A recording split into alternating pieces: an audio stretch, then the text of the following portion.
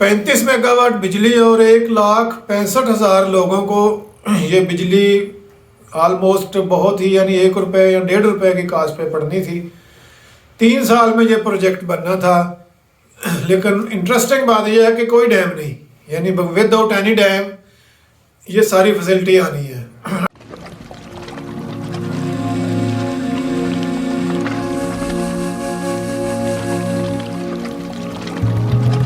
अस्सलाम वालेकुम व्यूअर्स, आप देख रहे हैं वेज में इफ्तिखार चौधरी। दोस्तों, हम को 5,000 सब्सक्राइबर की तरफ गामजन हैं।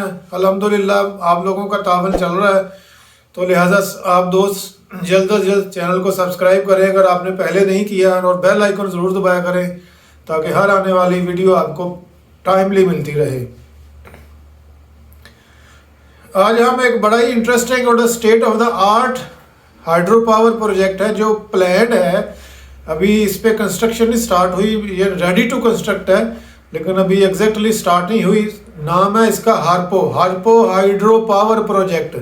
ये बेसिकली एक डाइवर्जन प्रोजेक्ट है। ये मैं बताता हूँ कि स्टेट ऑफ द आर्ट और ये बाकी डैमों से या पावर प्रोजेक्ट से डिफरेंट कैसे है, और डाइवर्जन प्रोजेक्ट इसका क्या मतलब है। लोकेशन पे चले जाते हैं। सबसे पहले लोकेशन इसकी हार्पो नाला पे है। हार्पो नाला एक इंडस रिवर की लेफ्ट ट्राइब्यूटरी है, यानी जो एक छोटा दरिया होता है जो इंडस रिवर में जाके गिरता है, उसका नाम है हार्पो नाला। ये इसकी जो एग्जैक्ट लोकेशन है, ये 75 kilometre north west of Skardu है, यानी शमाल मगरब स्कर्दू की तरफ 75 किलोमीटर दूर है। या दूसरे अल्फाज में ये कह लें कि ये स्कर्दू से 75 किलोमीटर दूर एक साइट है, वहाँ ये डैम बनाया जाना है। ये प्रपोज्ड डैम है। कैपेसिटी इसकी जैसे पहले बता दिया कि 34.5 मेगावाट है, और ये एक डाइवर्जन प्रोजेक्ट है। 2 पेल्टून टाइप यानी 2 पेल्टून टाइप टर्बाइन इसमें लगाई जाएंगी जो कि सालाना 170 गीगावाट बिजली पैदा करेंगी। ट्रांसमिशन लाइन की ये है कि इसके लिए 132 केवी डबल सर्किट ट्रांसमिशन लाइन बनाई जाएगी। इस प्रोजेक्ट साइट से लेके स्कर्दू तक, स्कर्दू में जाके एक ग्रिड स्टेशन बनाया जाएगा, वहाँ ये टर्बाइन इसकी जो ट्रांसमिशन लाइन है वो कनेक्ट की जाएगी, और ये पूरे स्कर्दू को ऑलमोस्ट मेजर एरिया को ये बिजली की ज़रूरियात पूरी करेगा।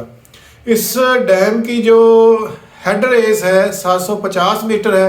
बेसिकली इसको डैम कहना नहीं चाहिए क्योंकि डैम तो थोड़ा सा, और मैं अभी जाके बताता हूँ कि डिफरेंस क्या होता है। ये सिर्फ हाइड्रो पावर प्रोजेक्ट ही है, और पेन स्ट्रोक इसका 2 किलोमीटर लंबा है, ज़मीन के अंदर है, यानी बिल्कुल अंडरग्राउंड है। ये पूरा 2 किलोमीटर लंबा इसका पेन स्ट्रोक है।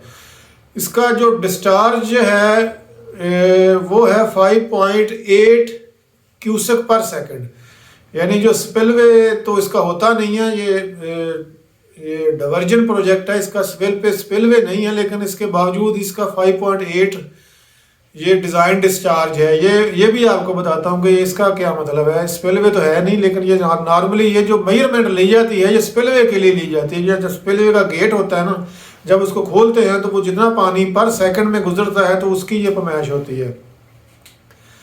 आगे जाकर बताता हूँ कि ये स्टेट ऑफ द आर्ट और ये बाकी डैमों से डिफरेंट क्यों है। ये बेसिकली आपने देखा होगा कि आप स्कर्दू चले जाएं या गलगित चले जाएं तो वहाँ से पहाड़ियों से एक नाले से यानी एक निकलते हैं, वो जो नीचे गिरते हैं उसमें बहुत तेज़ पानी होता है। ये आम कोई स्ट्रीम टाइप या कोई इस तरह का दरिया नहीं होता, ये बहुत तेज़ पानी होता है, और इस पानी के अंदर बहुत सारी मिट्टी, रेत और ग्रेवल होते हैं, यानी ये बजरी के जो पार्टिकल्स होते हैं ये होते हैं। तो उस तरह का ये नाला है, वहाँ ये डैम बनाया जाना है। सबसे पहले इन्होंने यहाँ क्या डिज़ाइन हुआ इसका डिज़ाइन बेसिकली बता रहा हूँ कि वियर टाइप एक टायरोलियन एक वियर आपको मैंने बताया था कि वियर वो होती है कि जो पानी गुजर रहा होता है तो उसको एक रोकती है। तो डैमों में नॉर्मली ये वियर बनाए जाते हैं जहाँ जो आपने देखा होगा कि ऐसे एक सर्कल से या कर्व की शक्ल के होते हैं जहाँ पानी आके रिजर्वायर बनता है। ये मेन डैम का जो मेन डैम होता है या उसका रिजर्वायर होता है उसके आगे ये कंस्ट्रक्शन की जाती है, उसको वियर बोलते हैं। तो ये थोड़ी डिफरेंट वियर है, ये टायरोलियन वियर है। टायरोलियन वियर से मुराद ये होता है कि ये पूरी नहीं बनाई जाती, एक ख़ास लेवल तक बनाई जाती है कि जहाँ तक पानी का लेवल रिक्वायर्ड होता है वहाँ तक ही बनाई जाती है। उसके बाद जितना पानी होता है ये इसके ऊपर से ही ओवरफ्लो करके दूसरी तरफ चला जाता है। यानी यहाँ ये कोई स्पिलवे टाइप चीज़ें होती हैं ना, वो और गेट इस तरह की चीज़ें नहीं होती। जो फालतू पानी होता है या एक लेवल से बढ़ जाता है तो वो इस वियर के ऊपर से फ्लो करके दूसरी तरफ ऑटोमेटिकली चला जाता है।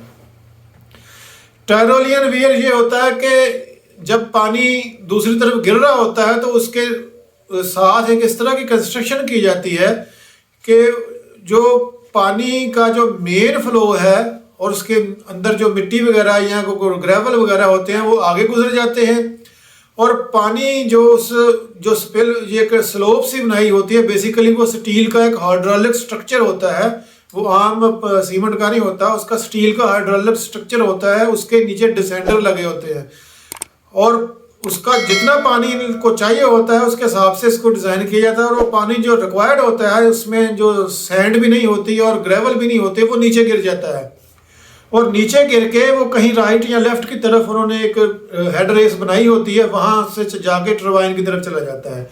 इस सिस्टम को बोलते हैं टायरोलियन वियर। यानी टायरोलियन वियर इस तरह की जो कंस्ट्रक्शन होती है उसको कहते हैं। इसके नीचे डिसेंडर लगे होते हैं। डिसेंडर से मुराद है कि ऐसे उन्होंने एक निज़ाम सा बनाया होता है कि जितनी अगर कोई रेत या कोई जर्रा को गलती से इधर भी आ जाए ना नीचे की तरफ, तो वो भी उसमें से फिर ट्रैप में फंस जाता है। तो हेड रेस की तरफ जितना पानी जाएगा वो नीट एंड क्लीन होगा। अच्छा, इसके बाद ये जो बनाया जाता है इसका पर्पस बेसिकली यही होता है क्योंकि यहाँ एक बड़ा कोई स्पिलवे टाइप या इस तरह की चीज़ बना के ना पॉसिबल नहीं होता, क्योंकि पीछे से पानी बहुत, पहाड़ से पानी बहुत तेज़ी से नीचे गिर रहा होता है, तो जो कि पॉसिबल नहीं होता। उसमें बहुत सारे आर्टिकल्स होते हैं, ग्रेवल्स और सैंड होती है।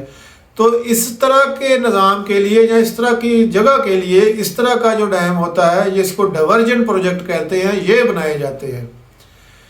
ये है बेसिकली ये डाइवर्जन। तो इसकी कास्ट जो आने वाली है जो 9 से 10 अरब रुपीज़ आएगी। ये 3 साल का प्रोजेक्ट है, छोटा प्रोजेक्ट है। अगर ये इसको स्टार्ट कर दिया जाए तो ये 2.5-3 साल में बन जाता है।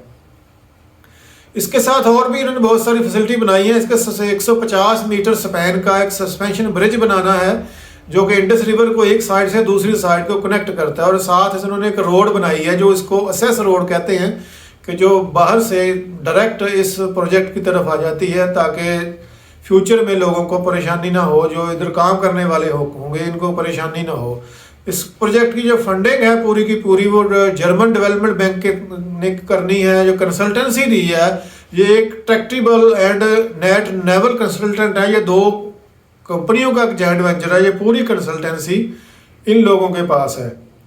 तो 3 साल का इसका प्रोजेक्ट है और लेट्स सी कि ये कब स्टार्ट होता है। बाकी चीज़ें इसकी पूरी रेडी है। अब देखते हैं, इंशाल्लाह ये जल्दी बन जाएगा। तो आप लोगों से गुजारिश है कि चैनल को सब्सक्राइब ज़रूर कर दें, बेल आइकन ज़रूर दबा दें। अल्लाह हाफिज़।